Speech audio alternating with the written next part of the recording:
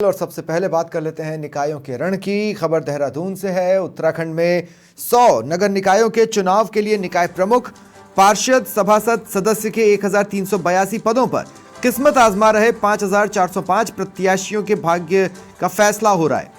23 जनवरी को मतदान हुआ था। मतगणना सुबह 8 बजे आज शुरू हो गई। मतगणना के लिए कुल 54 केंद्र बनाए गए हैं, जिनमें 986 टेबल्स पर मतों की गिनती हो रही है। देहरादून जिले के 7 निकायों में करीब 59% मतदान हुआ, जिसमें देहरादून में मत प्रतिशत सबसे कम रहा। हालांकि प्रदेश का सबसे बड़ा नगर निगम होने के कारण यहां कम मत प्रतिशत के बावजूद मतदान करने वालों की संख्या 4.25 लाख से अधिक है। जबकि देहरादून जिले के सबसे छोटे निकाय हरबटपुर में मतदान करने वालों की संख्या महज 9000 के करीब रही। देहरादून के अलावा ऋषिकेश और डोईवाला में भी परिणाम आने में समय लग सकता है, जबकि मसूरी, विकासनगर, सेलाकुई और हरबटपुर में शाम तक परिणाम आने की उम्मीद है। इन वार्डों में मतदाताओं की संख्या कम है और मतगणना को लेकर उपयुक्त व्यवस्था की गई है।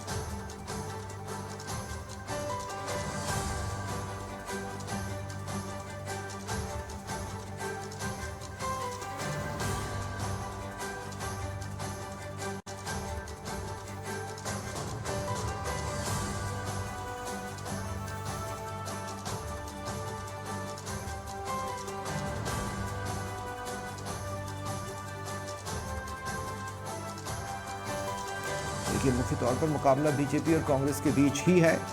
कहीं बीजेपी बाजी मारती दिख रही है, कहीं कांग्रेस बाजी मारती दिख रही है। और खेमे में खुशी मनाने के लिए कुछ ना कुछ, दुख मनाने के लिए कुछ ना कुछ, और इस बीच मतगणना लगातार जारी है।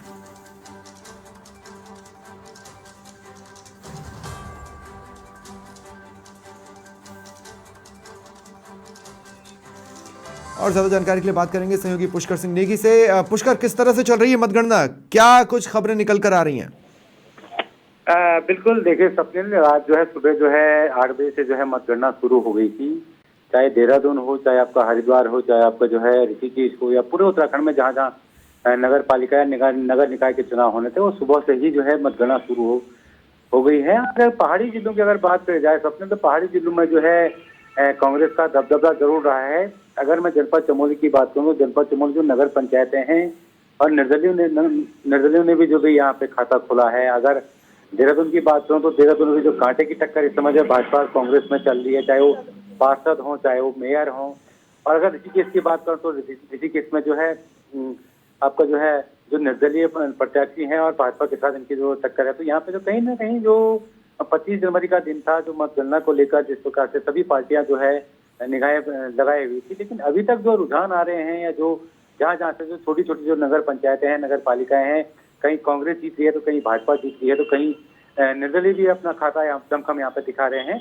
तो कहीं ना कहीं मतगणना जो है अभी भी जारी है। अगर देहरादून की बात की जाए तो देहरादून में भी जो है भाजपा और कांग्रेस में जो है कांटे की टक्कर हमको देखने को मिली है। सबने अगर नतीजों के हिसाब से बात की जाए तो किसके पाले में, किसके हिस्से में अब तक क्या क्या आया है?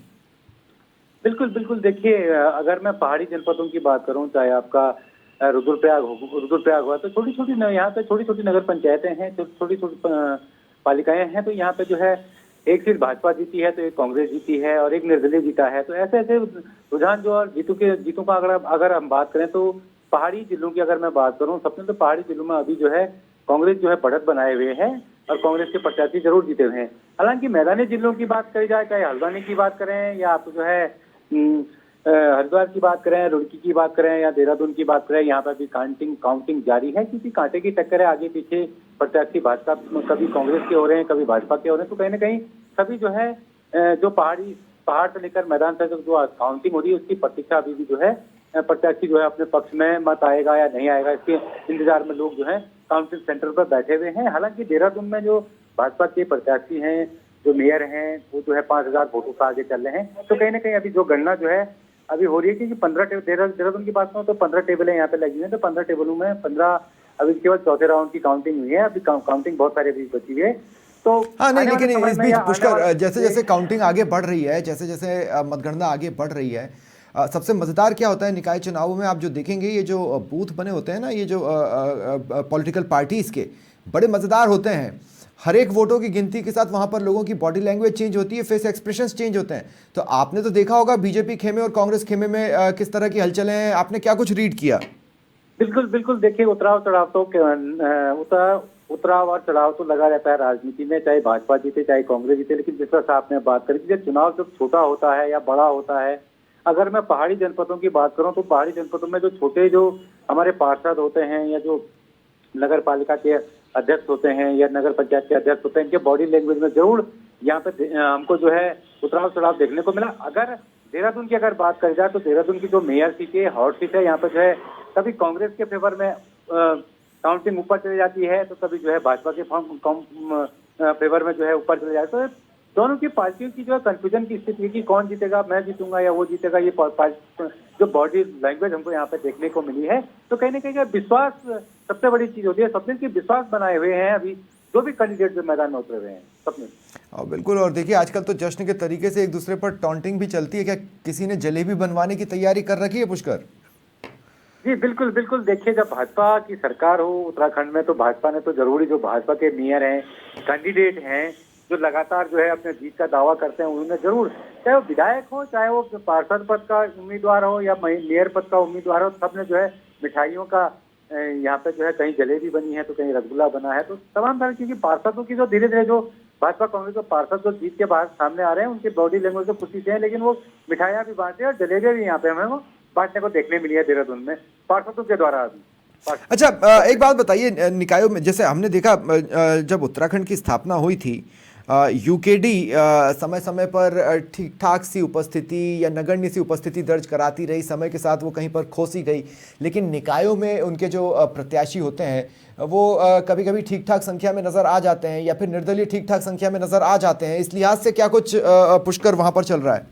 बिल्कुल बिल्कुल। देखिए, आपने सही कहा कि उत्तराखंड क्रांति दल जो है एक क्षेत्रीय पार्टी है, लेकिन क्षेत्रीय पार्टी जिस तरह से जो है, चाहे वो लोकसभा का चुनाव हो चाहे वो विधानसभा का चुनाव हो या निकाय चुनाव हो, अगर मैं निकाय चुनाव की बात करूँ सबने तो निकाय चुनाव में जरूर जो है कैंडिडेट जो है पूरे उत्तराखंड में जो है यूकेडी ने उतारे हुए हैं। लेकिन ऐसी यदि कोई स्थिति या ऐसी यदि हमें सूचना नहीं मिली कि यूकेडी के जो कोई कैंडिडेट जीता हो। हाँ, जरूर निर्दलीय यानी जो बागी होकर जो निर्दलीय चुनाव लड़ा है वो जरूर जो हमको जीतने को मिला। अगर मैं गैरसैंण की बात करूं या मैं रुद्रप्रयाग जनपद की बात करूं तो रुद्रप्रयाग जनपद में जो निर्दलीय कैंडिडेट जो अध्यक्ष पद के लिए जीता है वो पहले कांग्रेस में था, उसके बाद यूकेडी में गया और यूकेडी ने उसको टिकट नहीं था, वो निर्दलीय इस समय जीता हुआ है। तो कहीं ना कहीं जब बगावत करके जब प्रत्याशी जीत जाता है उसके बाद जो है पार्टी जो है आत्मचिंतन जरूर करती है। लेकिन ऐसे अभी एक ही कैंडिडेट हमको रुद्रप्रयाग जिले में मिला है कि जो अभी बागी होकर यूकेडी से जो कांग्रेस में गया था उसके बाद कांग्रेस ने उसको टिकट नहीं था, वो निर्दलीय लड़ा। तो कहीं ना कहीं जो निर्दलीय चुनाव जो लड़ते हैं वो जीत के जो इस समय बहुत सारे हमको देखने को मिलेगा सपने उत्तराखंड में। बिल्कुल। और इंटरेस्टिंगली जिस तरह के मतदान प्रतिशत रहे ना, खासकर देहरादून में जिस तरह का मतदान प्रतिशत रहा है पुष्कर, अच्छे अच्छे पॉलिटिकल पंडितों को घुमाकर रख दिया। निकाय चुनावों को लेकर कांग्रेस और बीजेपी भले ही अपने अपने पक्ष में दावे कर रही थी, लेकिन जब देहरादून में मतदान प्रतिशत कम रहा, हालांकि कई ऐसे इलाके रहे जहां पर पुराने रिकॉर्ड टूटे हैं, लेकिन देहरादून में रिकॉर्ड टूटा नहीं बल्कि पिछले रिकॉर्ड के आसपास भी आंकड़ा नहीं पहुंच पाया। तो ऐसे में तमाम पॉलिटिकल पंडित उनका सर चकरा गया कि बोले फिर आखिर ये मतदान गया किस तरफ है। और अब आप जैसा कि बता रहे हैं कि जिस तरह के नतीजे आ रहे हैं, कभी ये कभी वो, ये एक बटा हुआ सा मैंडेट है। अगर कोई इन द एंड जब सारी मतगणना खत्म हो जाएगी और हर निकायों का हाल सामने आ जाएगा, उसके बाद कोई वो प्रदेश व्यापी किसी मूड को पता लगाने की कोशिश करे तो वो एज सच वैसा सामने नहीं आ रहा है जैसा कि एक्सपेक्टेशन बीजेपी या कांग्रेस ने की होगी। बिल्कुल बिल्कुल। देखिए, चुनाव जो है जिस तरह से चुनाव का प्रतिशत जो है देहरादून में कम हुआ, इसका मेन कारण सबसे हम ये कह सकते हैं कि जो वोटर लिस्ट में जो नाम गायब हुए हैं, 200, 300, 500 वोटर लिस्ट में जो नाम यहाँ पे गायब हुए हैं, तो कहीं ना कहीं जब निर्वाचन विभाग, जब जो राज्य का जो निर्वाचन विभाग होता है वो रैलियां निकालता है, जन जागरूकता अभियान करता है, उसके बावजूद परिणाम जो है उल्टा, यानी कि 2018 की बात करी जाए तो यहाँ से 3% मतदान कम होना ये सोचने की चाहिए। और इस पर जो है राष्ट्रीय पार्टियां भी चिंतन कर रही हैं, जो स्थानीय लोग हैं वो भी चिंतन कर रहे हैं कि इतने नाम क्यों कटे, वोटर लिस्ट से हटाए गए हैं। तो जो वोटर जो परसेंटेज कम हुआ है वो केवल नाम कटने से ही हमको यहाँ पे देखने को मिला, क्योंकि कहीं कहीं जो गांव के गांव यानी 500 के 500 नाम जो काट दिए गए हैं, उसके बाद 200 से 200 नाम काट दिए हैं। लोगों ने चुनाव देने के लिए जो अपना जो एक मत होता है सबसे उसको देने का जो कहते हैं कि ना, जब जो अधिकार है, मूल अधिकार जो आपने ही खत्म हमारा कर दिया, तो कहीं ना कहीं ये परसेंटेज जो कम होने में ये जरूर जो है हम इसको कह सकते हैं राज्य सरकार भी इसमें फेलियर हमको देखने को मिली। और जो निर्वाचन आयोग है हमारा वो भी हमको इसमें फेलियर देखने को मिला। सबसे बड़ी बात जो है जिसमें जिम्मेदारी हो जाती है, जो हमारे बीएलओ होते हैं या जो घर घर जाके जो नाम लिखते हैं, उनकी एक कमी यहाँ पे देखने को मिली है। तो जिस तरह से वोटिंग प्रतिशत कम हुआ है, इस पर जो आत्मचिंतन करने की जो पूरी जिम्मेदारी जो है राज्य सरकार और निर्वाचन आयोग की। ठीक है, मैं बहुत बहुत शुक्रिया मेरे साथ जुड़ने के लिए। आदिल राणा मेरे सहयोगी भी मेरे साथ इस वक्त जुड़ रहे हैं। आदिल, क्या जानकारी आपके पास? मैदान और पहाड़ अलग अलग मूड दिखा रहे हैं या साथ चल रहे हैं?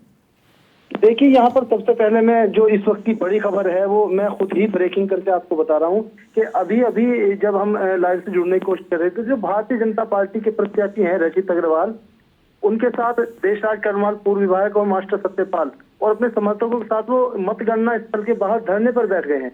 अभी हम अपने दर्शकों को, क्योंकि अभी फोनो अटैच है, तस्वीरें दिखाएंगे और ये कह रहे हैं, ये मांग कर रहे हैं। हालांकि यहाँ पे अगर हम चुनाव के रिजल्ट की बात करें तो भगवानपुर में कांग्रेस दूसरे राउंड के बाद लगभग 2100 कुछ वोट से आगे चल रही है। लेकिन फिलहाल जिस तरीके से भारतीय जनता पार्टी के जो प्रत्याशी हैं वो धरने पर बैठे हैं, उनका कहना है कि जो चुनाव आचार संहिता का जो है खुला उल्लंघन यहाँ की विधायक के द्वारा किया गया है, पहले भी किया गया है और अब जो विधायक हैं वो अंदर मतगणना पर मौजूद हैं।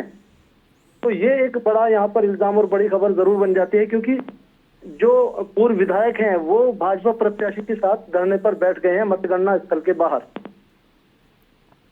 थोड़ा सा इसको एक्सप्लेन करेंगे एग्जैक्टली घटनाक्रम हुआ क्या है? एक मतलब ऐसा क्या हुआ जिसकी वजह से उन्हें ऐसा लगा और वो जाकर सीधे धरने पर बैठ गए? देखिए, मैं अगर पूरी घटना बताऊं स्वप्निल अपने दर्शकों को, कि भगवानपुर शुरू से आया, जिस टाइम पे नामांकन वाले दिन से यहाँ पर घटना हाईलाइट हुई, जो भाजपा के बागी थे निर्दलीय प्रत्याशी नरेश दीवान, उन्होंने कई इल्जाम यहाँ पर भाजपा पर लगाए थे और उन्होंने फिर अधिकारियों पर, पार्टी के नेताओं पर पर्चा वापसी का दबाव बनाया था और निर्दलीय पर्चा बना था। उसके बाद नामांकन वापसी का दबाव बनाकर अस्पताल में भर्ती हुए थे। तो यहाँ भाजपा से जिन्हें टिकट हुआ था रचित अग्रवाल, उनके ऊपर कई तरीके के इल्जाम उन्होंने लगाए थे। और अब जिस दिन चुनाव हुआ, जिस दिन मतदान हुआ, तो मतदान वाले दिन भी वार्ड नंबर 5 पर बहुत जो है यहाँ पर मीडिया को साथ बदसलूकी करके प्रशासन ने बाहर निकाल दिया था और धांधली का आरोप इस वार्ड को लेकर लगाया जा रहा था, फर्जी वोटिंग का। लेकिन उसके बाद आज सुबह से जो मतगणना चल रही थी और विधायक लगभग सुबह से ही अंदर मौजूद थी, सुबह से कोई इस तरीके की बात सामने नहीं आई। दूसरे राउंड के बाद जब रिजल्ट आया, एक बड़ा जो है यहाँ पर अंतराल देखने को मिला कांग्रेस और भाजपा के बीच। और अब जो भाजपा के मुख्य नेता हैं, यहाँ के पूर्व विधायक हैं और यहाँ पर जो प्रत्याशी हैं वो हैं, और एक मास्टर सत्यपाल, वो अपने आप में यहाँ बड़ा चेहरा है भाजपा का, वो सब धरने पर बैठ गए हैं और कह रहे हैं कि विधायक जो है प्रभावित कर रहे हैं। हालांकि इस तरीके का कोई विधायक के बैठने से कोई मतलब तो हो नहीं जाता कि कोई उस पर फर्क पड़ने वाला है, कितने पर अधिकारी सब मौजूद हैं। लेकिन ये ऐसा क्यों कर रहे हैं, क्या मसला है? विधायक ने आज सुबह भी एक वीडियो जारी करके कहा था कि यहाँ पर धांधली है और चुनाव आयोग को भी एक खत लिखा था और विधायक ने कहा था कि अगर धांधली हुई तो मैं आत्मदाह करूंगी। तो कहीं ना कहीं विधायक बैठी और शांतिपूर्ण यहाँ जरूर जो है मतगणना जारी थी। अभी अभी एक नया मोड़ आया जब भारतीय जनता पार्टी के प्रत्याशी यहाँ पर धरने पर बैठे। ठीक है, शुक्रिया आदिल तमाम जानकारी के लिए। और हम रुख करेंगे विकास नगर का। सहयोगी आरती इस वक्त मेरे साथ लाइव जुड़ रही हैं। आरती, क्या तस्वीरें दिखा पाएंगी आप, क्या अपडेट्स हैं, किस तरह से बढ़ रही है मतगणना? हडबटपुर में यामिनी रोहिला जी का पर्चा निरस्त होने के बाद सीधी टक्कर नीरू देवी भाजपा से निर्दलीयों के साथ रही है और नीरू देवी जो कि भाजपा की प्रत्याशी थी, उन्होंने जीत का परचम लहराया है और 6000 वोटों से जीत उनकी वहां पर हडबटपुर में देखने को मिली है। हम बात करें विकास नगर की, तो विकास नगर में कांग्रेस प्रत्याशी बॉबी नौटियाल इस वक्त 800 वोट से आगे चल रहे हैं और पूनम चौहान गर्ग जो कि भाजपा की प्रत्याशी है, उनमें कहीं ना कहीं मायूसी देखने को मिल रही है और इस वक्त कहीं ना कहीं भाजपा के जो कार्यकर्ता है उनमें कहीं ना कहीं मायूसी देखने को मिल रही है। अच्छा, ओवरऑल आप जहां पर खड़ी हैं उसके हिसाब से मैं पूछ रहा हूं कि अगर आप कांग्रेस या बीजेपी का कोई खेमा जो उन लोगों ने वहां पर बनाकर रखा हो मतगणना के दौरान का, वो दिखा पाए। मैं देखना चाहता हूं कहां सन्नाटा है, कहां जश्न है। सामने ही केंद्र है और वहां पर बैरिकेडिंग लगाए हुए हैं और पुलिस का काफी प्रोटोकॉल्स यहाँ पर देखने को मिल रहे हैं, तो मीडिया को भी यहाँ पर अलाउड नहीं किया हुआ है और हम असमर्थ है दिखाने के लिए जनता को कि क्या मुख्य गेट पर कार्यकर्ताओं द्वारा जश्न मनाया जा रहा है। ठीक है, जाहिर तौर पर अच्छा ओवरऑल नतीजों के लिहाज से हम बात कर लें, नंबर्स क्या कह रहे हैं और इसके पीछे का गणित समझ में आता है क्या? इसका मतलब यह है कि मतलब जिस तरह का विनिंग मार्जिन है वो ये बताता है कि कांग्रेस पब्लिक का मूड भांपने में सफल रही। उनका कौन सा मुद्दा था जो चल गया?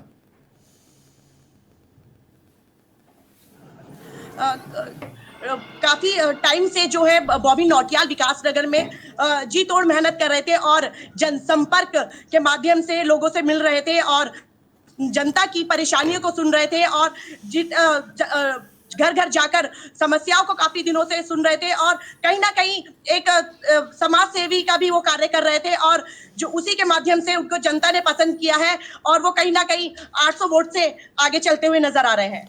चलिए, आप नजर बनाए रखें। फिलहाल तमाम जानकारी के लिए शुक्रिया। उधम सिंह नगर का रुख करते हैं। सहयोगी अकरम इस वक्त मेरे साथ जुड़ रहे हैं। अकरम, क्या तस्वीरें आप दिखा पाएंगे, क्या अपडेट्स हैं, किस तरह से चल रही है मतगणना? मैं आपको बता सकता हूँ जिस तरह से सुबह नवीन अनाज मंडी में यहाँ मतगणना चालू हुई है और आप देख सकते हैं मेरे पीछे शासन प्रशासन की भी पूरी व्यवस्था है। शासन प्रशासन पूरी तरह से मुस्तैद नजर आ रहा है और आप देख सकते हैं जिस तरह से सुबह से ही प्रत्याशियों का यहाँ आना जाना शुरू हुआ और अपनी जीत के लिए लगातार यहाँ पर बेसब्री से इंतजार कर रहे हैं। और मैं आपको बता दूं काशीपुर के पहले राउंड में दीपक वाली 2348 वोटों से आगे है। एक कड़ा मुकाबला देखने को मिल रहा है भारतीय जनता पार्टी और कांग्रेस में। और आप देख सकते हैं आज सुबह से शासन प्रशासन ने पूरी तरह से छावनी में तब्दील कर दिया है नवीन अनाज मंडी को। अच्छा, क्या कोई तनाव है, किसी तरह का क्या टकराव की स्थितियां बनी है या सब कुछ शांतिपूर्ण तरीके से चल रहा है? नहीं, फिलहाल तो सब कुछ शांतिपूर्वक चल रहा है। मैं आपको बता सकता हूँ कल कुछ घटनाएं थी, धीमी गति से वोटिंग वाले दिन की धीमी गति से वोटिंग हुई है, धीमी गति से किया जा रहा है, लेकिन वही आज समस्या सुनने में आ रही है कि बहुत धीमी गति से मतगणना की गिनती चल रही है, जिसकी वजह से थोड़ी सी प्रत्याशियों के बीच नाराजगी देखने को मिल रही है। लेकिन सब कुछ सामान्य चल रहा है, सब कुछ शांतिपूर्ण तरीके से चल रहा है। प्रशासन ने अपनी नजर बना रखी है और शासन प्रशासन के आला अधिकारी भी लगातार दौरे पर है, वो नजरें बनाए हुए हैं। प्रशासन पूरी तरह से मुस्तैद नजर आ रहा है। आप देख सकते हैं मेरे पीछे की कुछ तस्वीरें दिखाना चाहूंगा आपको। देख सकते हैं और प्रत्याशियों का लगातार आना जाना लगा हुआ है और पूरी तरह से एक कड़ा मुकाबला देखने को मिल रहा है भारतीय जनता पार्टी और कांग्रेस के बीच। ठीक है, आप नजर बनाए रखें। फिलहाल तमाम जानकारी के लिए शुक्रिया।